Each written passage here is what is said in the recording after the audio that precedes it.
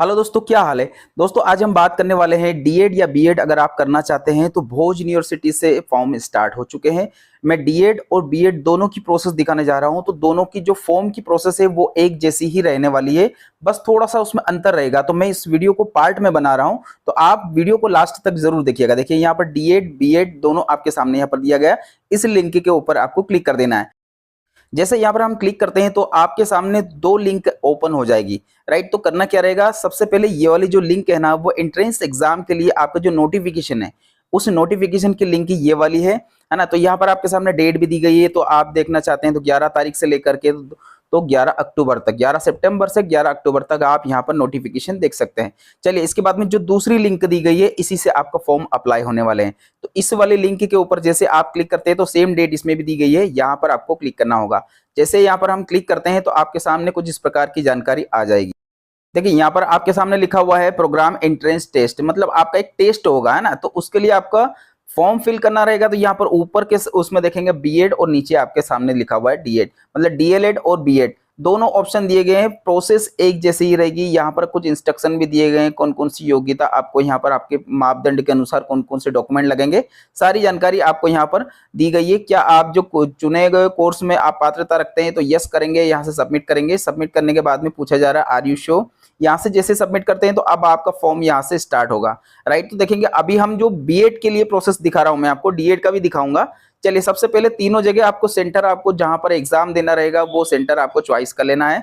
3 centre आपको यहाँ पर चॉइस करना रहेगा। इसके बाद में यहाँ पर थोड़ा सा नीचे आएंगे तो यहाँ पर दिया गया है आपका जो लैंग्वेज, कौन सी लैंग्वेज में आप परीक्षा देना चाहते हैं वो लैंग्वेजेस आपको यहाँ पर सिलेक्ट करना होगा, ठीक है। तो इनमें दोनों में से जो भी आपको अच्छा लगे।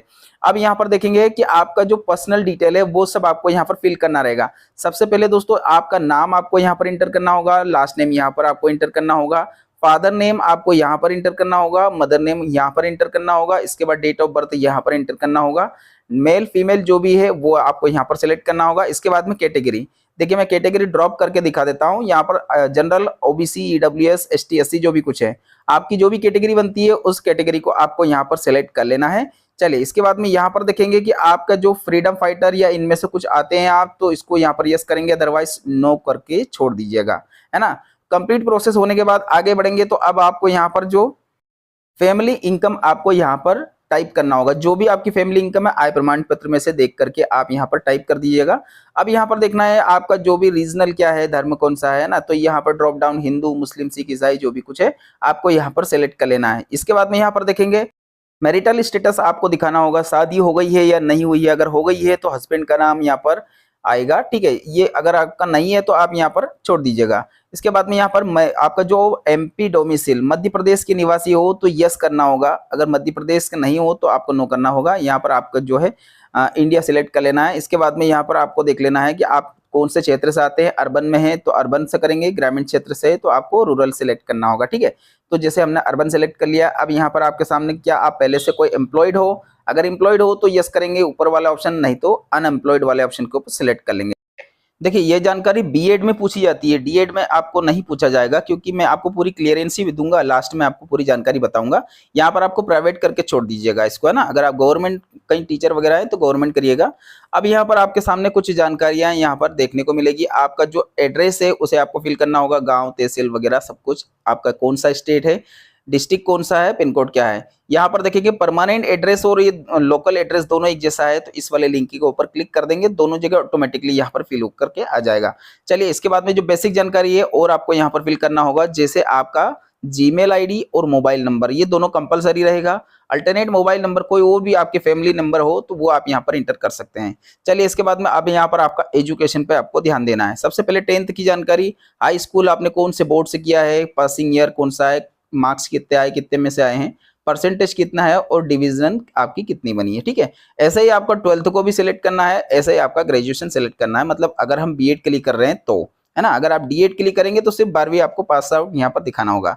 चलिए, इसके बाद में अब यहाँ पर सबसे ज्यादा जो उलझन होती है, सबसे ज्यादा प्रॉब्लम होती है वो ये है, अगर आपने रेगुलर में कोई सा डीएड किया है या इसके अलावा कोई सा भी आपने कोर्स किया है, इनमें से अगर कोई सा कोर्स किया है तो उसकी जानकारी देना होगा। अगर ये नहीं किया आपने तो इसके और में एक और जानकारी है, face to face teacher training अगर आपने किया है तो इसकी जानकारी भी देना होगा। अगर ऊपर वाला किया है तो ऊपर वाला आपको लेना होगा। मैं इसकी पूरी क्लियरेंस ही बताऊंगा दोस्तों, क्योंकि अभी मैं आपको सिर्फ फॉर्म भर के दिखा रहा हूँ, सारी जानकारी क्लियर हो जाएगी कि यहाँ पर आपको लगाना है, क्या लगाना है और कौन को जरूरी रहेगा, है ना। तो सबसे पहले देखेंगे यहाँ पर, जैसे आप डीएड के लिए, आपने जैसे बीएड के लिए अप्लाई कर रहे हैं तो डीएड यहाँ पर आपको पूरी जानकारी देना होगा। तो यहाँ पर जैसे कौन से बोर्ड से आपने किया था, बोर्ड का नाम लिखेंगे, है ना। इसके बाद में यहाँ पर आपका कब पास आउट किया था वो भी आपको लिखना होगा। ये तमाम पूरी जानकारी आपको फिल करना रहेगा। तो यहाँ पर आपका जो बोर्ड है, कब पास आउट किया था, परसेंटेज क्या है, डिवीजन क्या है, ये सब सारी जानकारी आपको फिल कर लेना है।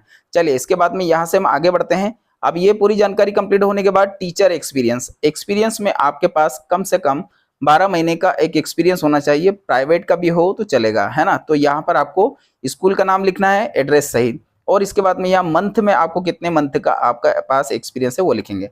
अब देख लेते हैं, मैं डीएड का बता देता हूँ। डीएड में जो मैं आपको बता रहा था ना, वो प्रोसेस आपको यहाँ पर बीएड में जो दिख रहा था वो अब यहाँ पर डीएड में नहीं मिलेगा आपको। चलिए मैं आपको पूरी प्रोसेस यहीं पर दिखा देता हूँ। देखिए यहाँ पर आप जब ऐड करते हैं तो यहाँ पर वो वाली जो जानकारी है वो इसमें नहीं है, इसमें सिर्फ एक्सपीरियंस मांगा गया है।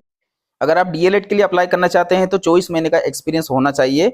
अतिथि शिक्षक का जो वो रहता है, एक्सपीरियंस रहता है, वो काउंट नहीं किया जाएगा, ठीक है। और यहाँ पर आप चाहे तो प्राइवेट स्कूल का दे सकते हैं। तो आपको यहाँ पर मिनिमम से मिनिमम 24 मंथ का आपको एक्सपीरियंस देना होगा। स्कूल का नाम वापस यहाँ पर आपको पूरी जानकारी लिखना होगा। चलिए ये तो यहाँ तक तो आपको समझ में आ ही गया होगा। ये मैं डीएड की बात बता रहा हूँ। अब वापस से हम बीएड पे आ जाते हैं। तो बीएड में जो यहाँ पर आपके सामने पूरी जानकारी थी वो कंप्लीट हो गई है। अब यहाँ पर आपका फोटोग्राफ इस फॉर्मेट में आपको स्कैन करना होगा, जैसा मैं यहाँ पर दिखा रहा हूँ। फोटोग्राफ, उसके नीचे आपका सिग्नेचर होना चाहिए। और यहाँ पर देख लेंगे कि जेपीजी फॉर्मेट में होना चाहिए, 200 केबी से अधिक नहीं होना चाहिए, ठीक है। साइज आपका 200 केबी से ऊपर नहीं होना चाहिए। यहाँ पर आपको क्रॉप कर लेना है। जैसे फोटोग्राफ यहाँ पर आपके सामने आएगा, आपको यहाँ पर थोड़ा सा इसको खींच करके सही से आपको सेट कर लेना है। इसके बाद में यहाँ से क्रॉप करके अपलोड कर देंगे। चलिए इसके बाद में ये जो फोटोग्राफ की जो मैंने फॉर्मेट दिखाया उसी के अकॉर्डिंग आपको करना रहेगा। अब बात कर लेते हैं कि आपका जो, अगर आप बीएड करना चाहते हैं तो बीएड वाले जितने भी विद्यार्थी है वो सुन लीजिएगा, जिनके पास डीएलएड है या फिर ये कोर्स आपको यहाँ पर ऊपर दिया है वही इसमें बीएड के लिए अप्लाई कर पाएंगे, है ना। मतलब जिनके पास ये कोर्स है, इनमें से अगर कुछ किया है तो ही आप यहाँ पर एलिजिबल हो पाएंगे, नहीं तो आप फॉर्म नहीं भर सकते बीएड के लिए। अगर डीएड करना चाहते हैं तो ये वाला ऑप्शन उसमें डीएड में नहीं आता है, उसमें सिर्फ आपको एक्सपीरियंस ही मांगा गया है ना। तो यहाँ पर ये कोर्स की जानकारी आपको देना होगा।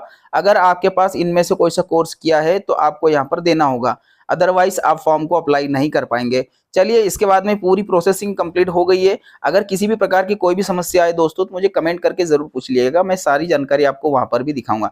कंप्लीट होने के बाद यहाँ से आपको सबमिट करना रहेगा। सबमिट करने के बाद इस प्रकार की प्रिंट आउट आपके सामने देखने को मिलेगी। ये पूरी जानकारी जो आपने सबमिट किया है वो सब कुछ आपको यहाँ पर देखने को मिल जाएगा।